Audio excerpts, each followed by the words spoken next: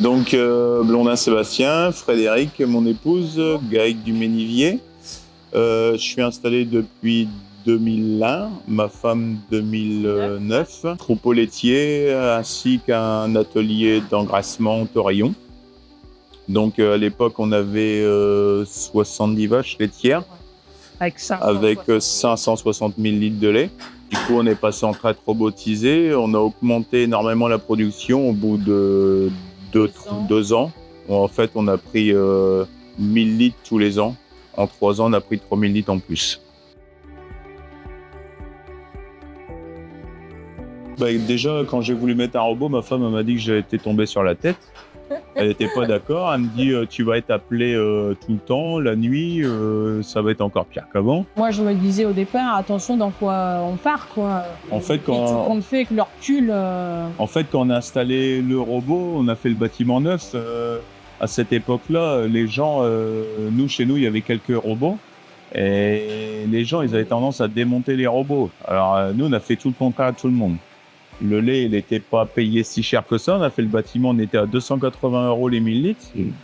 On a acheté tout neuf. Les gens, on aurait pu acheter tout d'occasion, mais on avait signé tout neuf. Du coup, on a foncé. Et puis, au bout de 7 ans, je ne regrette pas du tout d'avoir fait ce projet-là. On avait l'objectif de mettre toujours 60-65 vaches sur le robot, puis ils ont tellement augmenté qu'on s'est retrouvé avec 50 vaches sur le robot. Donc, on a racheté du lait. Après, on a repris de la référence 2 fois, là, 2021-2022. Et puis là, on a repris encore cette année un petit peu. Actuellement, sur le robot, on est à 800 000 litres de lait, avec un système pâturage jour et nuit. Je ne pensais pas sortir autant de lait sur une hostale. L'objectif, c'était plus le temps de travail. Mais comme les vaches, ils ont pris énormément de lait, du coup, on a suivi. On avait la machine pour sortir des kilos de lait. Du coup, on s'est dit, allez, puis là, actuellement, on essaye de blinder le robot quoi, au maximum, quoi. Je trouve qu'il n'y a pas photo, ça marche. Le concessionnaire est là aussi pour nous épauler aussi.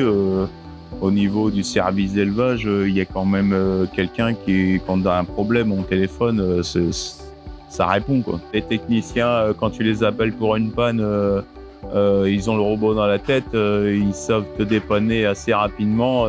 Quand on a les pièces et tout, je trouve que c'est super, quoi.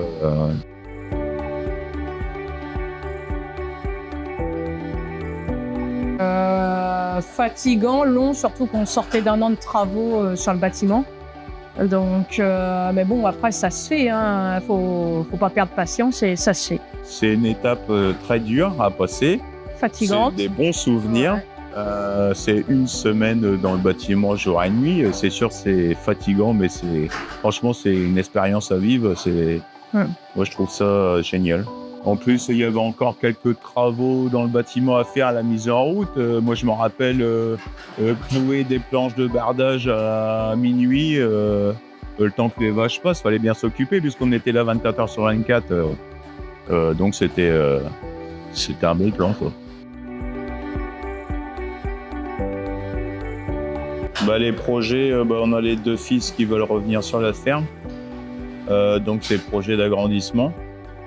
Alors, quand on a fait le bâtiment, on avait prévu une 2e stalle de robot. La fosse, tout est fait. En fin de compte, il y a juste le bon de commande à faire pour le 2e robot. Chez les fils, ils sont assez mordus dans le métier, dans les vaches.